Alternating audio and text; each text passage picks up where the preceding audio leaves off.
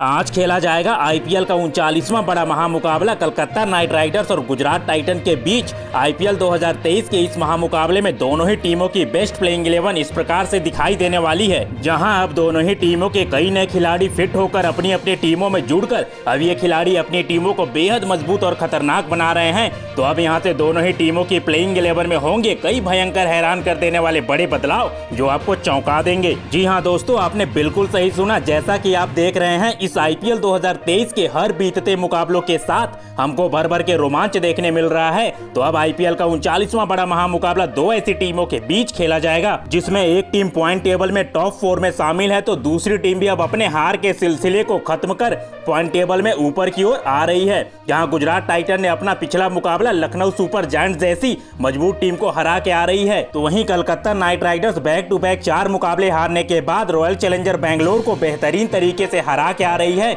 दोनों ही टीमों के लिए यह मुकाबला पॉइंट टेबल को देखते हुए काफी अहम होने वाला है। ऐसे में इस 2 पॉइंट की लड़ाई में हमको दोनों टीमों के बीच एक बेहद रोमांचक मुकाबला देखने मिलेगा, जहां आज का मुकाबला हार्दिक पांड्या की कप्तानी वाली गुजरात टाइटन और नीतीश राणा की कप्तानी वाली कलकत्ता नाइट राइडर्स के बीच खेला जाएगा। तो दोस्तों, इस वीडियो में हम आपको बताने वाले हैं यह मुकाबला दोनों टीमों के बीच कब और कहां खेला जाएगा। इसके अलावा इस मुकाबले की शुरुआत कब होगी, कलकत्ता नाइट राइडर्स और गुजरात टाइटन के बीच आज तक खेले गए आईपीएल मुकाबलों के क्या रहे हैं आंकड़े, तो इन आंकड़ों के लिहाज से कौन सी टीम किस पे नजर आती है ज्यादा भारी। इसके अलावा इस मुकाबले से जुड़े कलकत्ता नाइट राइडर्स और गुजरात टाइटन की क्या हो सकती है सबसे बेस्ट घातक और खतरनाक प्लेइंग 11, और कई अहम बातें जो आपको इस महामुकाबले के बारे में जानना है बेहद जरूरी। ऐसे में दोस्तों, आप हमारे वीडियो में नए हो तो क्रिकेट और आईपीएल से जुड़े सारे छोटे बड़े अपडेट से अपडेटेड रहने के लिए चैनल को सब्सक्राइब, वीडियो को लाइक और शेयर करना बिल्कुल ना भूलें। आईपीएल 2023 का 39वां बड़ा महामुकाबला खेला जाने वाला है, जो हार्दिक पांड्या की गुजरात टाइटन और नीतीश राणा की कलकत्ता नाइट राइडर्स के बीच खेला जाएगा। जहां गुजरात टाइटन इस सीजन की शुरुआत धमाकेदार तरीके से करके आईपीएल 2023 का टाइटल जीतने की प्रबल दावेदार लग रही है, तो वहीं कलकत्ता नाइट राइडर्स ने भी कई मुकाबलों में मिली हार के बाद पिछला मुकाबला जीत कर यह बता दिया है कि कलकत्ता नाइट राइडर्स भी अब तैयार है इस बड़े मुकाबले के लिए। गुजरात टाइटन ने अब तक अपने खेले 7 मुकाबलों में 5 मुकाबले जीती है, तो केवल 2 मुकाबले में ही उसे शिकस्त मिली है। यहाँ से गुजरात टाइटन को प्लेऑफ में जाने के लिए अपने बचे हुए 7 मुकाबलों में 3 मुकाबले जरूर जीतने होंगे। वहीं कलकत्ता नाइट राइडर्स ने अब तक अपने खेले 8 मुकाबलों में केवल 3 मुकाबले ही जीत सकी है, तो उसे 5 मुकाबलों में शिकस्त झेलनी पड़ी है। तो अब यहाँ से प्लेऑफ में जाने के लिए कलकत्ता नाइट राइडर्स को अपने बचे हुए 6 मुकाबलों में 5 मुकाबले जीतने होंगे, जो इतना आसान होने वाला है नहीं। अब अगर गुजरात टाइटन और कलकत्ता नाइट राइडर्स के टीमों की ताकत और कमजोरी की बात करें, तो गुजरात टाइटन की सबसे बड़ी ताकत इनकी मिडिल ऑर्डर बल्लेबाजी रही है, जहां पे साई सुदर्शन, डेविड मिलर, हार्दिक पांड्या कमाल की फॉर्म में हैं। तो इनकी कमजोरी कुछ मुकाबलों से सलामी जोड़ी रही है, जहां पर शुभमन गिल ताबड़तोड़ बल्लेबाजी तो कर रहे हैं, पर उनके साथी सलामी बल्लेबाज रिद्धिमान साहा अब तक कोई बड़ा स्कोर बना नहीं पा रहे हैं, जिस वजह से पावर प्ले में गुजरात टाइटन को बड़ा स्टार्ट नहीं मिल पा रहा है। अब अगर कलकत्ता नाइट राइडर्स के ताकत की बात करें, तो इनकी स्पिन गेंदबाजी सबसे बड़ी ताकत साबित हो रही है, जहां पे कलकत्ता नाइट राइडर्स के 3 तिगड़ी स्पिन गेंदबाजों ने धमाल मचा के रखा हुआ है,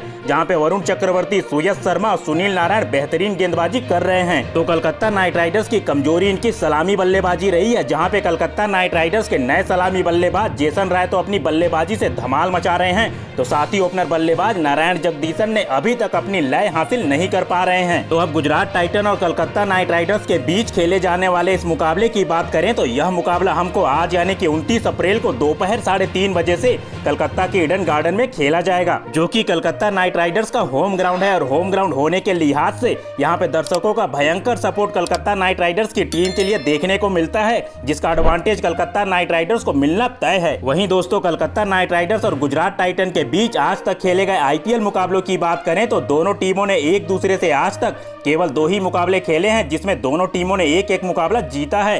तो वहीं इस सीजन जब दोनों टीमें आपस में भिड़ी थी, तो रिंकू सिंह ने 5 छक्के लगा के कलकत्ता नाइट राइडर्स को मैच जितवा दिया था, तो उस हार का बदला भी जरूर गुजरात टाइटन लेना चाहेगी। वहीं अगर दोनों टीमों का एक दूसरे के खिलाफ हाई स्कोर की बात करें, तो कलकत्ता नाइट राइडर्स ने गुजरात टाइटन के सामने 207 रन बनाए हैं, तो वहीं गुजरात टाइटन ने कलकत्ता नाइट राइडर्स के सामने 204 रन बनाए हैं। इन आंकड़ों के लिहाज से दोनों टीमें बराबरी पे खड़ी नजर आती हैं। ऐसे में दोस्तों, सबसे पहले हार्दिक पांड्या की गुजरात टाइटन और नीतीश राणा की कलकत्ता नाइट राइडर्स की प्लेइंग 11 की बात करें, तो सबसे पहले हार्दिक पांड्या पिछला मुकाबला लखनऊ सुपर जायंट्स से शानदार तरीके से जीतने के बाद अपनी प्लेइंग 11 में कई बड़े बदलाव करने की बात पिछले मुकाबले के बाद इस इशारों इशारों में बताते दिखे थे कि वो किस घातक और खतरनाक प्लेइंग 11 के साथ उतरने के लिए पूरी तैयारी में हैं, क्योंकि हार्दिक पांड्या कलकत्ता नाइट राइडर्स को कमजोर समझने की भूल करेंगे नहीं, क्योंकि कलकत्ता नाइट राइडर्स ने इस सीजन गुजरात टाइटन को एक मुकाबला हरा चुकी है। ऐसे में गुजरात टाइटन के सलामी बल्लेबाजी की बात करें तो शुभमन गिल तो हर मुकाबले में रन बनाते आ रहे हैं,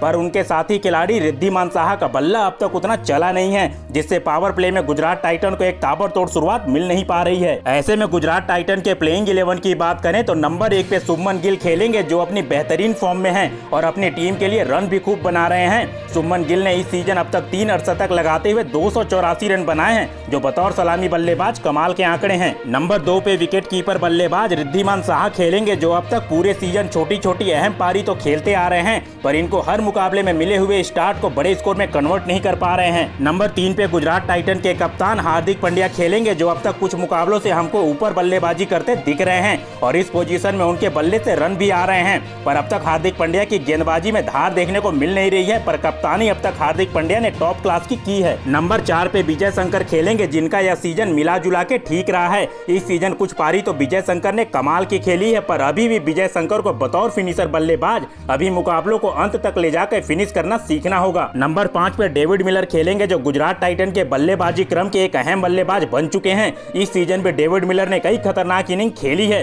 डेविड मिलर गुजरात टाइटन के खेमे के एक लौते ऐसे बल्लेबाज हैं जो अपनी ताबड़तोड़ बल्लेबाजी से किसी भी मैच का रिजल्ट बदल देने का मद्दा रखते हैं। नंबर 6 पे साई सुदर्शन चोट की वजह से ना खेलने पर इनकी जगह पे अभिनव मनोहर खेलेंगे, जिनका यह सीजन साई सुदर्शन जितना अच्छा तो नहीं गया, पर पिछले मुकाबले में मुंबई इंडियंस के सामने केवल 21 गेंदों में 42 रनों की पारी खेली थी। अभिनव मनोहर का इससे जरूर इनका कॉन्फिडेंस बढ़ा होगा। नंबर 7 पे ऑलराउंडर राहुल तेवतिया खेलेंगे, जो बड़े बड़े छक्के लगाने के लिए जाने जाते हैं। इस सीजन इनकी बल्लेबाजी उतनी तो आई नहीं है, पर जब भी आई है बल्ले से अच्छा योगदान दिया है। मुंबई इंडियंस के सामने तो पिछले मुकाबले में 5 गेंदों में 20 रन ठोक दिए थे राहुल तेवतिया ने। नंबर 8 पे ऑलराउंडर राशिद खान खेलेंगे, जो बतौर ऑलराउंडर बल्ले और अपनी गेंदबाजी से धमाल मचा रहे हैं। इस सीजन अब तक राशिद खान ने अपनी कंजूसी भरी गेंदबाजी से 14 विकेट निकालकर पर्पल कैप की रेस में दूसरे नंबर पे चल रहे हैं। नंबर 9 पे एक और ऑर्थोडॉक्स स्पिन गेंदबाज नूर अहमद खेलेंगे, जिन्होंने इस सीजन कुछ मुकाबले खेलकर ही अपनी गेंदबाजी की अच्छी छाप छोड़ी है। मिडिल ओवर में नूर अहमद काफी इफेक्टिव साबित हो रहे हैं अपनी गेंदबाजी से। नंबर 10 पे स्विंग गेंदबाजी के किंग मोहम्मद शमी खेलेंगे, जिन्होंने अब तक पावर प्ले हो या डेथ ओवर कमाल की गेंदबाजी की है।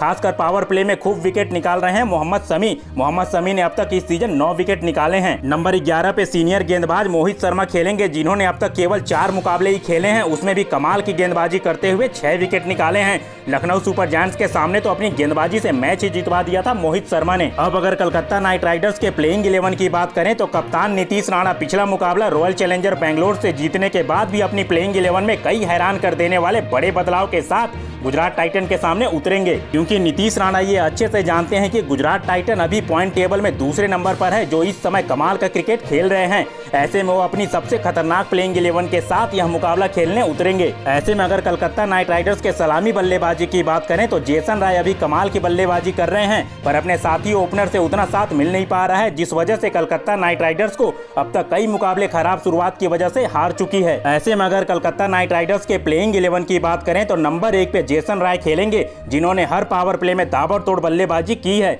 अब तक केवल 3 मुकाबले में ही जेसन रॉय ने 160 रन बना लिए हैं, जिसमें 2 अर्धशतक भी शामिल हैं, जो बतौर सलामी बल्लेबाज कमाल के आंकड़े हैं। नंबर 2 पे नारायण जगदीशन खेलेंगे, जिनके बल्ले से 1-2 इनिंग को छोड़ दें तो अब तक फ्लॉप ही दिखे हैं। ऐसे में नारायण जगदीशन के ऊपर इस अहम मुकाबले में रन बनाने का दबाव जरूर होने वाला है। नंबर 3 पे वेंकटेश अय्यर खेलेंगे, जिन्होंने इस सीजन कलकत्ता नाइट राइडर्स के लिए सबसे ज्यादा रन बनाते हुए कलकत्ता के लिए सबसे बड़े रन मशीन बन के उभरे हैं। वेंकटेश अय्यर ने अब तक 285 रन बनाए हैं, जो बतौर मिडिल ऑर्डर बल्लेबाज कमाल के आंकड़े साबित हो रहे हैं। नंबर 4 पे कलकत्ता नाइट राइडर्स के कप्तान नीतीश राणा खेलेंगे, जिनका अगर कुछ मुकाबलों को छोड़ दें तो हर मुकाबले में अब तक कप्तानी पारी खेलते दिखे हैं। नीतीश राणा ने अपनी गेंदबाजी से भी अच्छी छाप छोड़ी है, तो वहीं नीतीश राणा ने इस सीजन अब तक 230 रन बना लिए हैं। नंबर 5 पे ऑलराउंडर आंद्रे रसल खेलेंगे, जो बतौर ऑलराउंडर अब तक इतने इफेक्टिव साबित नहीं हुए हैं। जिस कद के आंद्रे रसल खिलाड़ी हैं, अब तक बल्ले से उतना धमाल तो नहीं मचाया है, पर गेंदबाजी कुछ हद तक ठीक ठाक ही की है। अगर कलकत्ता नाइट राइडर्स को इस सीजन आगे जाना है तो इनको रन बनाना ही होगा। नंबर 6 पे रिंकू सिंह खेलेंगे, जिनके बल्ले से अब तक हर मुकाबले में रन निकले हैं। रिंकू सिंह कलकत्ता नाइट राइडर्स के लिए सबसे बड़े मैच विनर खिलाड़ी बनके उभरे हैं। रिंकू सिंह ने निचले क्रम में बल्लेबाजी करते हुए 251 रन बनाए हैं, जो कि तारीफ के काबिल आंकड़े हैं इनके। नंबर 7 पे ऑलराउंडर डेविड विजे खेलेंगे, जिन्होंने अब तक केवल 2 मुकाबले खेले हैं। इनको अभी तक ना तो बल्लेबाजी ज्यादा मिली है, ना ही गेंदबाजी।